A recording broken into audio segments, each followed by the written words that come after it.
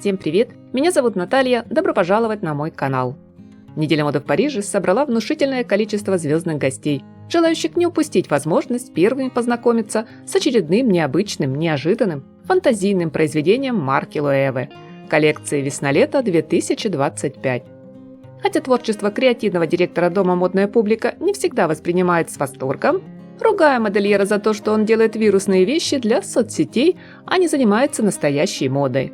Но есть и немало фанатов бренда, нарекающих Джонатана Андерсона самым гениальным дизайнером современности.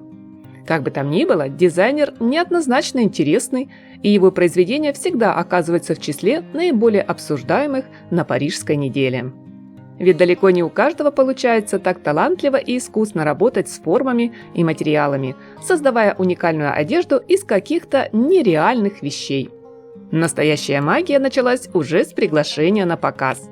Каждый из гостей получил в подарок кольцо с гравировкой Loewe 1846. Данные цифры напомнили всем о дате основания испанского дома моды, который ведет свою долгую историю от кооператива ремесленников-кожевников до именитого бренда. На вопрос «почему кольцо?» дизайнер дал краткий ответ. «Мне хотелось чего-то простого и круглого.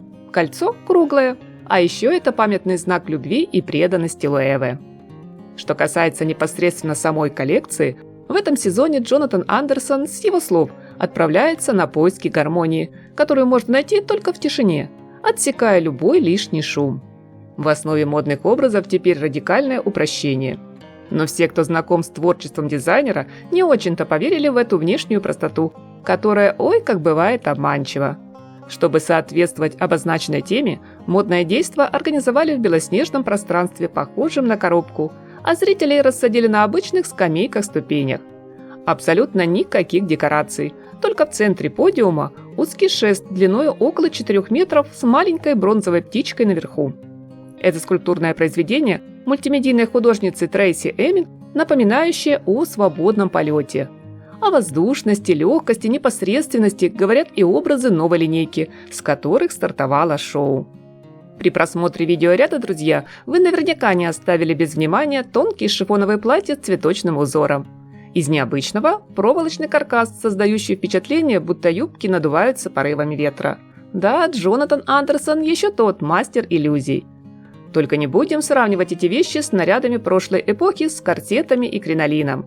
Модели шагают по сцене свободно, без всякой зажатости, держа руки в карманах. Идею жесткой основы дизайнер повторил и в других аутфитах коллекции. Форму цветка колокольчика мы наблюдаем не только в юбках и платьях, но и в жакетах, пальто, коротких кожаных куртках-косухах, где последние носили в паре с широкими объемными брюками. Их отличительная особенность – виртуозная драпировка, за счет которой плотная кожа смотрится как мягкая струящаяся ткань. Причем складки закреплены биркой с названием бренда, а обычно такая расположена с изнаночной стороны одежды. Следующий акцентный тренд в гардеробе Loewe – блестящие мини, точнее, я бы даже сказала, микроплатья А-силуэта, полностью сшитые из пайеток. Но более уникальным решением я назову короткие перламутровые пальто из ракушек. Для их создания мастера бренда каждую ракушку разделили на две части, отполировали и соединили с соседней вручную в единый пазл. Не менее кропотливая работа потребовалась при создании сетчатого, словно из тонкой паутины топа, или одежды, где ткань тоже вручную надрывалась и надрезалась. Однако наибольший интерес у модной публики вызвали футболки, свитшоты с напечатанным изображением мотогонщика, портрета одного из знаменитых композиторов Моцарта, Шопена, Баха, либо картины Ван Гога, Мане, будь то всем известные подсолнухи, ирисы или солдат. Эти вещи шили из настоящих перьев, а принт на подобной фактуре производил эффект потрескавшейся поверхности старинных полотен.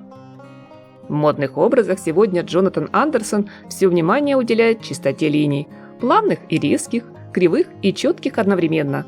При этом скульптурные силуэты нынче сопровождает довольно массивная обувь. Туфли-лоферы, топсайдеры, оксфорды с достаточно удлиненными носами и высокие кроссовки. Более подробный обзор модели с разбором обувных трендов, а также какие в моде нынче сумки, мы с вами, друзья, обязательно поговорим в отдельном выпуске. Поэтому не забудьте подписаться на мой канал и активировать колокольчик, чтобы не пропустить следующее видео. Приятного вам просмотра, и пусть каждый ваш день будет наполнен красотой, добром, позитивом и теплым, солнечным настроением.